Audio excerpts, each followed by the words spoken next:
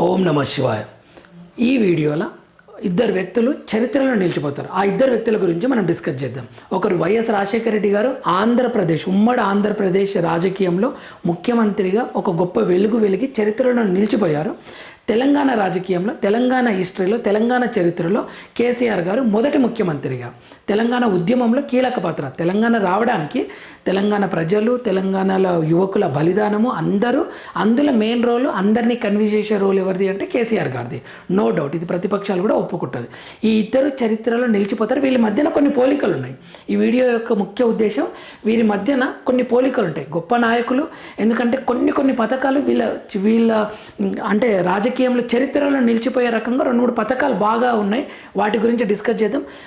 వీళ్ళిద్దరి మధ్యన పోలికలు ఉన్నాయి, ఫ్యామిలీలో కూడా పోలికలు ఉన్నాయి. అదేంటో డిస్కస్ చేద్దాం లాస్ట్ వరకు. చూడండి, కేసీఆర్ గారు తెలంగాణ సీఎం, వైఎస్ఆర్ గారు ఏపీ సీఎం, ఉమ్మడి ఆంధ్రప్రదేశ్గా. వైఎస్ఆర్ గారు తెచ్చిన గొప్ప పథకం ఏదైనా ఉంది అంటే ఆరోగ్యశ్రీ. నో డౌట్, ఆ వైఎస్ఆర్ గారు చేసిన తర్వాత దాన్ని తేవడానికి కూడా చాలా కష్టాలు పడి చాలా రీసెర్చ్ చేశారు. డాక్టర్ల దగ్గర, అందరి దగ్గర రీసెర్చ్ చేసి ఉచిత వైద్యం ఎలా ఇవ్వాలి ప్రజలకు అని చెప్పేసి ఆరోగ్యశ్రీ పథకం తెచ్చారు. దాని తర్వాత ప్రతిపక్షాలు కూడా దాన్ని ఆమోదించాయి. అంత గొప్ప పథకం. ఇక్కడ కేసీఆర్ గారు తెచ్చింది ఏంటంటే రైతు బంధు పథకం. ఇది కూడా చరిత్రలో నిలిచిపోతుంది, రైతులకి డబ్బులు ఇవ్వడము అనేది. అయితే ఇది కొంచెం మిస్లీడ్ అయింది. ఎక్కువ ఎకరాలు ఉన్న వాళ్ళు కూడా డబ్బులు రావడం, ఇది కూడా కొంతవరకు మిస్లీడ్ అయింది అనమాట. డబ్బులు ఉన్న వాళ్ళు కూడా దాన్ని యూజ్ చేసుకోవడము, కార్పొరేట్ హాస్పిటల్స్కి, సరే వాట్ ఎవర్ మేబీ, ఉపయోగం మాత్రం చాలామంది ప్రజలకు జరిగింది. ఇది ఒక పోలిక అని చెప్పొచ్చు.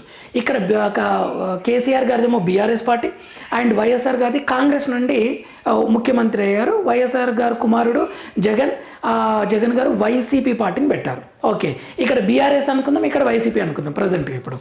అయితే కేసీఆర్ గారికి ఒక కుమారుడు, ఒక కుమార్తె. కుమారుడు కేటీఆర్ అండ్ కుమార్తె కవిత. వైఎస్ఆర్ గారికి ఒక కుమారుడు వైఎస్ జగన్, కుమార్తె షర్మిల. ఇప్పుడు చూద్దాం పోలికలు ఏంటో. కేటీఆర్కి కవితకి ఇప్పుడు పడట్లేదు. ఒకరి మీద ఇప్పుడు కవిత అయితే ఘోరమైన ఆరోపణలు చేస్తుంది. అంతా మీరు మొత్తం బీఆర్ఎస్ పార్టీనే టార్గెట్ చేసింది. ఇక్కడ బీఆర్ఎస్ పార్టీని టార్గెట్ చేసింది కవిత. ఇక్కడ మొత్తం వైసీపీ పార్టీని టార్గెట్ చేసింది ఎవరంటే షర్మిల. ఇక్కడ కవిత. వీళ్ళకి ఫైటింగ్ అనమాట. ఇక్కడ కవిత గారు డైరెక్ట్ అనౌన్స్మెంట్ కూడా చేశారు, నేను సీఎం అవుతా, జాగృతి అనేది పెట్టాను, నేను ఖచ్చితంగా పార్టీ త్వరలో నాకు తెలిసి పార్టీ అనౌన్స్ చేసేసి తెలంగాణ నేను సీఎం అయితే 2014 నుండి అందరినీ చరిత్ర బయట పెడతా అని చెప్పేసి ఆరోపణలు అండ్ టార్గెట్ కూడా చెప్పారు.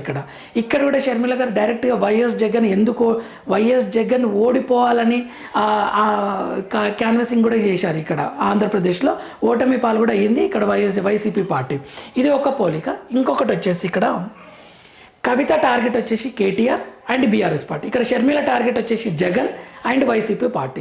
ఇక్కడ జనరల్గా తెలంగాణకి ఆపోజిషన్ పార్టీ, బీఆర్ఎస్కి ఆపోజిషన్ పార్టీ ఎవరు? మనకు కాంగ్రెస్. ఇక్కడ ఆంధ్రప్రదేశ్లో తెలుగుదేశం పార్టీ కదా.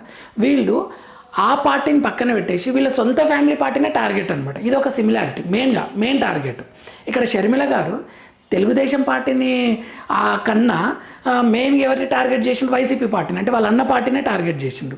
ఇక్కడ కూడా కవిత గారు కాంగ్రెస్ పార్టీ కన్నా బీఆర్ఎస్ పార్టీనే టార్గెట్ చేసిండు. అంటే వాళ్ళ ఇంట్లో పార్టీయే అనమాట, ఇంట్లో వాళ్ళకే విభేదాలు వచ్చి బయటకు వచ్చి ఇంటి గుట్టు మొత్తం రట్టు చేస్తాం, మీరు అది అని చెప్పేసి ఆరోపణలు చేస్తున్నారు.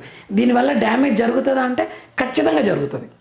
ఇంటి గుట్టు బయటికి, ఇంట్లో పర్సన్స్, మన ఇంట్లో ఉన్న పర్సన్స్ ఎప్పుడైతే మన ఆపోజిట్ సైడ్ వెళ్తారో ఖచ్చితంగా మన బలం తగ్గుతుంది. ఇది పురాణాల్లో కూడా ఉంది కదా. రావణాసురుడు రాముని కన్నా చాలా శక్తివంతుడు.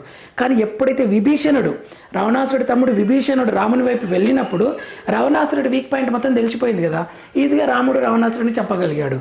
అది సింపుల్ ఫార్ములా. అయితే ఇక్కడ ఇద్దరు ఇంకొక సిమిలారిటీ ఏంటంటే జనంలోకి వెళ్తున్నారు ఇద్దరు. ఆల్రెడీ కవిత గారు ప్రతి నియోజకవర్గానికి తిరిగి అక్కడ ఉన్న ఎమ్మెల్యేలను అందరినీ టార్గెట్ చేసి ఆరోపణలు అవి చేస్తున్నారు. ఇక్కడ కూడా అంతే, జనంలోకి ఆల్రెడీ పాదయాత్ర కూడా చేసింది. ఎప్పుడు ఇది వాళ్ళ అన్న కోసం, అప్పుడు జైల్లో ఉన్నప్పుడు వైఎస్ జగన్. అయితే ఇంకొకటి, వైఎస్ఆర్ గారు పాదయాత్రని ఇంట్రొడ్యూస్ చేశారు. ఎన్టీఆర్ గారేమో రథయాత్ర అని చెప్పి ఒక రెవల్యూషన్ తీసుకొచ్చినట్లు వైఎస్ఆర్ గారు పాదయాత్ర. అలా తర్వాత వైఎస్ జగన్ చేశారు, షర్మిల కూడా చేసింది. ఇక్కడికి వచ్చేసరికి ఇప్పుడు కవిత గారు చేస్తున్నారనమాట. బీఆర్ఎస్ ఓటమి, ఇక్కడ తెలంగాణలో బీఆర్ఎస్ ఓటమి, ఆంధ్రప్రదేశ్లో వైసీపీ ఓటమి.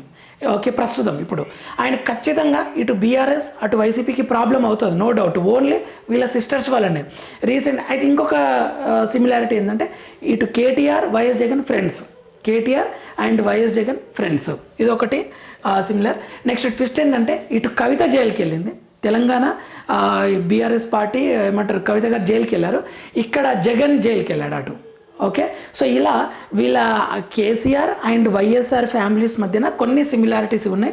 సో ఇటువంటి పొలిటికల్ ఇష్యూస్ని ఎంత కాంప్లికేటెడ్ ఇష్యూ అయినా సరే సింపుల్గా డిస్కస్ చేసే ప్రయత్నం చేస్తాను. మన ఛానల్ని లైక్ చేయండి ఫ్రెండ్స్, అండ్ షేర్ చేయండి, సబ్స్క్రైబ్ చేసుకోండి. మీరు ఇచ్చే లైక్ షేర్ ఖచ్చితంగా ఈ ఛానల్కి చాలా హెల్ప్ అవుతుంది. అండ్ కామెంట్ చేయండి, మీ యొక్క ఒపీనియన్ కూడా కామెంట్ చేయండి. మీకు దేనిపైన వీడియో కావాలి ఈ ఇష్యూ మీద అనేది కూడా కామెంట్ చేస్తే ఖచ్చితంగా నేను దాని మీద వీడియో చేసే ప్రయత్నం చేస్తాను సింపుల్ వేలా. Thank you for watching. Next వీడియోలో మనం మళ్ళీ కలుద్దాం. ఓం నమో భగవతే వాసుదేవాయ.